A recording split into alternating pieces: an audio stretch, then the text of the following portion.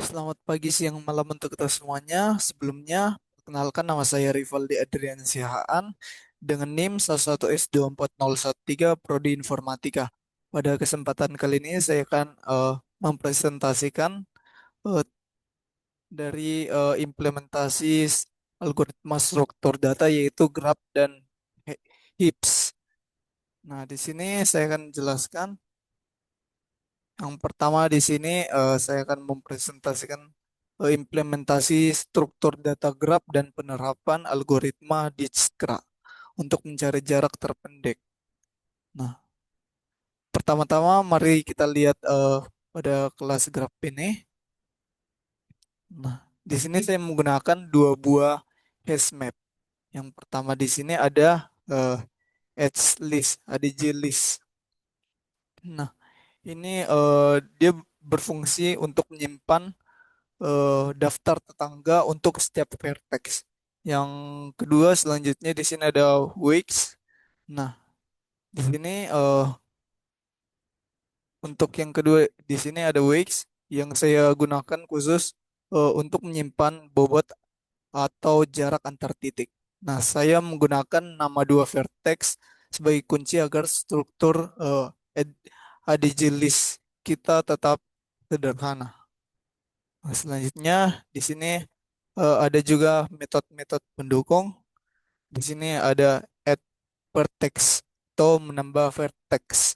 Nah, metode add vertex ini berfungsi untuk mendaftarkan titik baru ke dalam grafnya. Selanjutnya di sini ada add g dan ada juga add g week. Nah, add g dan add g week ini digunakan untuk menghubungkan dua titik khususnya untuk at gateway kini kita tidak hanya menghubungkan titiknya, tetapi juga menyimpan nilai jaraknya ke dalam map wake-nya.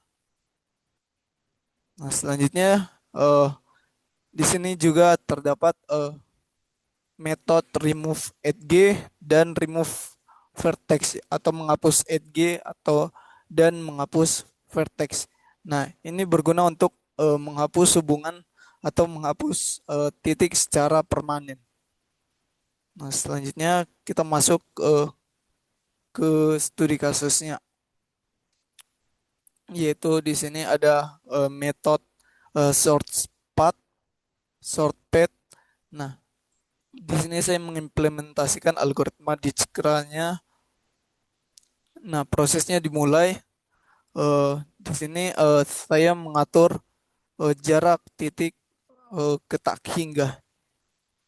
Nah, di sini saya mengatur jarak semua titik ke tak hingga dengan menggunakan integer max value. Nah, di sini juga kecuali titik awal yang jaraknya eh, kita set menjadi nol. Nah, untuk pencarian jarak terkecil, di sini program akan melakukan perulangan untuk mencari titik mana yang belum dikunjungi dan memiliki jarak paling kecil saat ini. Nah, setelah titiknya ditemukan, program akan mengecek semua tetangganya. Jika jalur eh, jika jalur melalui titik saat jika jalur melalui titik saat ini ternyata lebih pendek daripada jalur yang dicatat sebelumnya, maka maka jaraknya akan diperbarui atau diupdate. Nah, untuk mengetahui jalurnya, saya menggunakan map previews. Di sini saya menggunakan map previews. Nah, setiap kali ada jarak yang diperbarui, saya mencatat titik mana yang dilewati sebelumnya. Setelah semua titik selesai diproses, saya membangun kembali jalurnya dengan cara menarik mundur dari titik tujuan ke titik awal, lalu membaliknya agar urutannya benar. Nah, selanjutnya di sini kita akan mengamati untuk eh, terminalnya.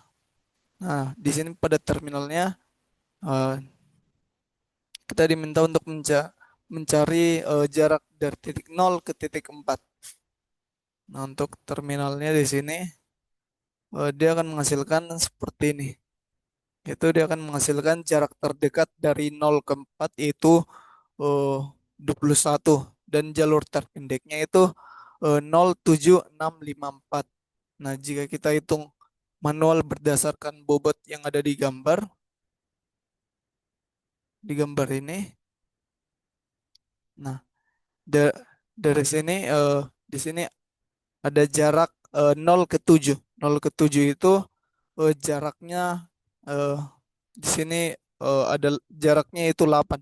Lalu dari 7 ke 6 yaitu jaraknya itu 1, lalu 6 ke 5 itu 2 dan 5 ke 4 itu 10. Jadi totalnya eh, untuk jarak terdekat dari 0 ke 4 yaitu 21.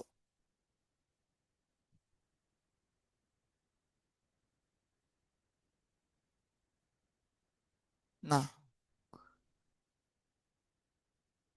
selanjutnya eh, s- di sini saya akan menjelaskan lagi di sini untuk implementasi dari heap Java. Nah, di sini saya menggunakan array list integer yang digunakan untuk menyimpan elemen heap. Alasan menggunakan array list ini adalah agar kita bisa mengelola ukuran data secara dinamis sambil tetap memanfaatkan indeks untuk hubungan antar node-nya. Nah, selanjutnya di sini ada left child, right child, dan parent. Nah, sebelum kita masuk ke fungsi utama, di sini terdapat beberapa metode pembantu itu yaitu left child, right child, dan parent. Nah, untuk left child, right child, dan parent ini dia merupakan metode yang menggunakan rumus matematika indeks untuk menentukan posisi anak kiri, anak kanan, atau orang tua dari sebuah node dalam array. Selanjutnya di sini ada swap. Nah, swap ini digunakan untuk menukar posisi dua elemen di dalam array saat proses penataan ulang heap. Selanjutnya,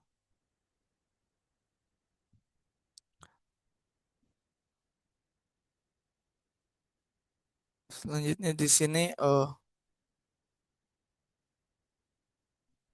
ada juga get heap. Nah, get heap ini memberikan salinan data heap agar bisa kita tampilkan di layar. Nah, selanjutnya di sini ada dua metode utama. Di sini ada insert. Nah, insert ini saat data bermasuk, data diletakkan di posisi paling akhir. Lalu dilakukan proses bubble up. Jika data baru lebih besar dari orang tuanya, mereka akan ditukar terus ke atas sampai posisi yang benar ditemukan. Selanjutnya di sini ada remove. Nah, metode remove ini menghapus elemen terbesar atau akar. Nah, caranya elemen terakhir dipindahkan ke posisi akar. Lalu dilakukan proses sync down atau bubble down untuk mencari posisi yang tepat agar sifat max heap tetap terjaga. Selanjutnya di sini kita masuk ke studi kasus 4A, yaitu menemukan elemen terkecil jika menggunakan max heap.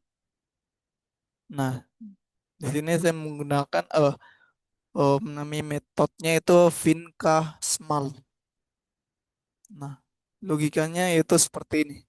Saya memasukkan data ke max heap, tapi saya membatasi ukurannya hanya sampai K. Setiap kali ukuran heap lebih dari K, saya hapus elemen terbesarnya. Hasilnya, yang tersisa di dalam heap adalah K elemen terkecil. Dan elemen di posisi akar adalah jawaban kita. Nah, untuk output dari eh, studi kasus 4A ini,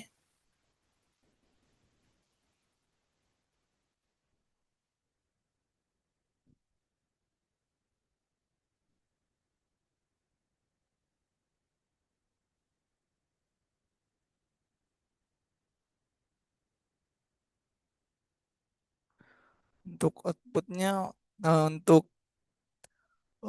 studi kasus 4A ini eh, ini terdapat input array-nya yaitu 1729 dan nilai K sama dengan 3. Nah, program menghasilkan angka 7. Ini sudah tepat karena jika diurutkan dari terkecil, urutannya adalah 1, 2, 7, 8, 9. Maka untuk nilai K sama dengan 3 yaitu 7.